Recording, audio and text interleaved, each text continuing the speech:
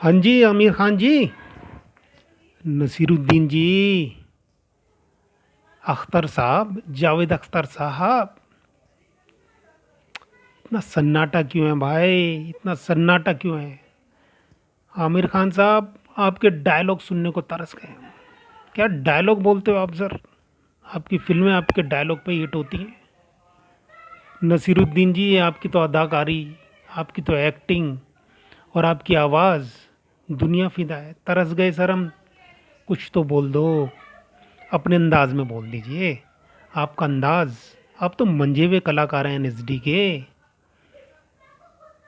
आप तो ऐसे कलाकार हैं कि अंदर से आप खुश हो रहे हो, लेकिन अगर आप अपनी एक्टिंग करने पे आ गए तो आप ये आभास देते हैं कि कितने दुखी हैं अपनी एक्टिंग से, अपनी आवाज़ से, अपने एक्सप्रेशन से। इतना अच्छा आभास देते हैं जो कि अभी पीछे आपने दिया था जब आपको डर लगा था।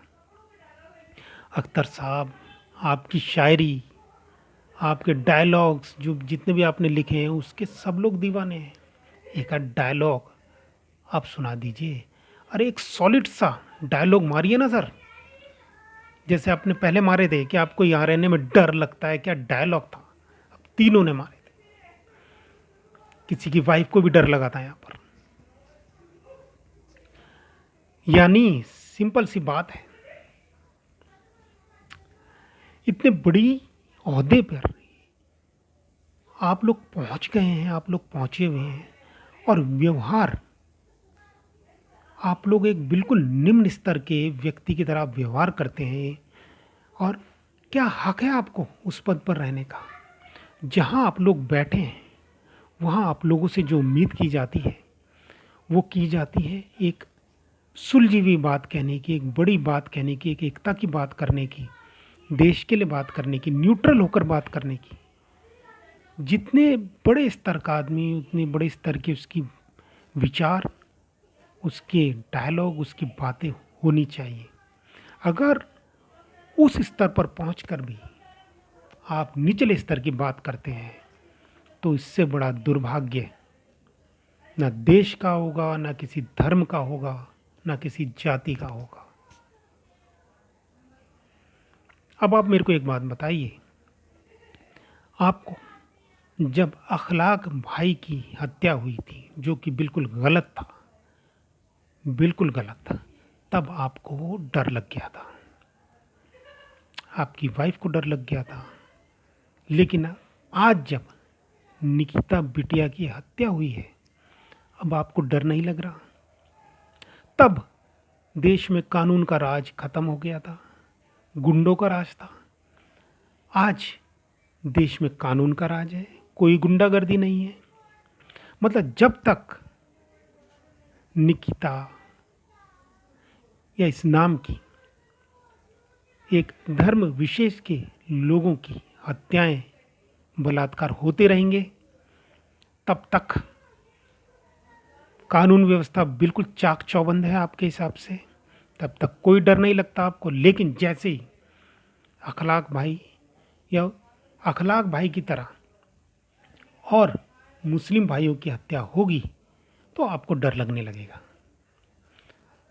दोगली मानसिकता आप छोड़िए। आप लोग इस दोगली मानसिकता के कारण ही इस कट्टर इसे इसे ही कट्टरवाद कहते हैं। इसको ही कट्टरवाद कहते हैं। कट्टरवाद की परिभाषा लोग पूछते हैं, लेकिन यही कट्टरवाद है। कितना कट्टरवाद आपके दिमाग में, दिलो दिमाग में घुसा हुआ है। कितने बायस्ड हैं आप लोग। अरे निकिता भी एक इंसान है, थी, और अखलाक भी एक इंसान था। इंसानियत की हत्या हुई थी उस समय, और आज भी इंसानियत की हत्या हुई है। अगर आप लोग इंसान होते तो तब आपने विरोध दर्ज कराया था, तो आज आप आज भी विरोध दर्ज कराते। लेकिन नहीं, आप लोगों को मैं इंसान की श्रेणी में नहीं मानता। आप जैसे जितने भी लोग हैं जो इस तरह से होकर सोचते हैं और इस तरह से होकर अपनी राय रखते हैं, आपको, क्या आप जानते हैं, आपकी इन बायस्ड एक तरफा स्टेटमेंट्स के चलते देश में दंगे हो सकते हैं, देश में अराजकता फैल सकती है, कोई एक धर्म विशेष के लोग भड़क सकते हैं। क्या आपको पता है इस बात का? आप कितने ही लोगों की खराब स्थिति के जिम्मेदार हो सकते हैं। लेकिन नहीं, आपको क्या फ़र्क पड़ता है? आप तो पूरी सुरक्षा में हैं। आप पे कोई हाथ भी नहीं लगा सकता। मरेगा कौन? गरीब आदमी, गरीब हिंदू, गरीब मुस्लिम मरेगा।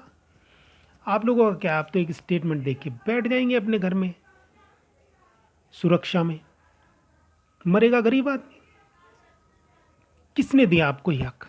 किसने दिया आपको ये हक हमारे देश के लोगों को, हमारे देश के विभिन्न धर्मों को, धर्म के लोगों को आपस में लड़ाने का? एक नज़रिया रखिए, पूरे देश के लिए एक नज़रिया रखिए, चाहे वो हिंदू, मुस्लिम, सिख, ईसाई कोई भी हो, तब हमें आप पर गर्व होगा। फिल्मों में कुछ और, फिल्मों में आप नायक बन के आते हैं, बड़ी बड़ी बातें करते हैं, लेकिन असल ज़िंदगी में बिल्कुल उलट हुआ आप उसके। आपका असली चेहरा अब भी लोग बाग पहचान नहीं पा रहे हैं अभी भी, जबकि आप खुले आम अपना कैरेक्टर दिखा चुके हैं लोगों, खुले आम देश के आगे आप अपना कैरेक्टर रख चुके हैं। लेकिन दुर्भाग्य ये है कि लोग फिर भी आपके ग्लैमर की तरफ ज़्यादा अट्रैक्ट होते हैं, बल्कि जबकि उनको आपकी करनी की तरफ, आपके कैरेक्टर की तरफ अट्रैक्ट होना चाहिए। अगर आप देश का कुछ भला नहीं कर सकते तो देश का बुरा भी मत कीजिए प्लीज़। मेरी हाथ जोड़ के आपसे रिक्वेस्ट है। अगर आप देश जोड़ नहीं सकते, जो कि शक्ति आपके पास है, अगर मैं आज हिंदू मुस्लिम एकता या ऐसी कोई बात करने निकलूंगा तो मैं कितने लोगों को समझा लूँगा? मेरा इन्फ्लुएंस का दायरा बहुत कम है, 2 लोग, 4 लोग, 5 लोग। लेकिन आप लोगों के इन्फ्लुएंस का दायरा इतना ज़्यादा है कि आप लाखों करोड़ों लोगों को इन्फ्लुएंस कर सकते हैं, उनके अंदर भाईचारे की भावना भर सकते हैं। लेकिन नहीं, अगर आज आपने निकिता की हत्या के ऊपर कोई अच्छी स्टेटमेंट दी होती, उसकी भर्त्सना की होती, उसकी निंदा की होती, तो आज मुस्लिमों के साथ हिंदू भाई भी आप लोगों के आगे सर झुका देते और आपकी फ़ैन फॉलोइंग बहुत ज़्यादा बढ़ जाती, जिसकी आपको हमेशा ज़रूरत रहती है।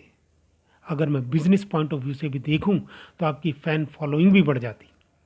लेकिन नहीं, कट्टरवादी मानसिकता के चलते आप लोग ये सोच ही नहीं सकते, आपका ध्यान उस तरफ जाएगा ही नहीं। वैसे आप लोग बहुत क्रिएटिव हो, लेकिन काश ये क्रिएटिविटी इस तरफ जाती है आपकी। ये क्रिएटिविटी देश को क्रिएट करने के लिए जाती है, ये क्रिएटिविटी देश में अमन शांति के लिए जाती, ये क्रिएटिविटी देश के विकास के लिए जाती, ये क्रिएटिविटी देश को आगे बढ़ाने के लिए जाती, ये क्रिएटिविटी महिलाओं के उत्थान के लिए जाती, ये क्रिएटिविटी बच्चों के उत्थान के लिए जाती, बच्चों की सुरक्षा के लिए जाती, ये क्रिएटिविटी अनबायस्ड होने के लिए जाती, ये क्रिएटिविटी सब धर्म के लोगों के लिए होती, ये क्रिएटिविटी देश के सभी लोगों के लिए होती। तब इस क्रिएटिविटी के कोई मायने थे।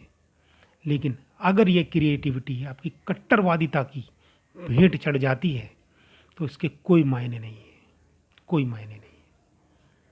आपके इसी आचरण से, अगर आपका आचरण इसी तरह रहा तो आने वाले सालों में देश की हालत और ख़राब होगी, हिंदू मुस्लिमों का भाईचारा और ख़राब होता चला जाएगा और इसके जिम्मेदार आप लोग भी होंगे। याद रखिएगा, इसके जिम्मेदार आप लोग भी होंगे। आज मैं केवल इन सेलिब्रिटीज़ के बारे में बात करना चाहता था। मैं अगले वीडियो में नेताओं के डुअल कैरेक्टर के बारे में बताऊंगा।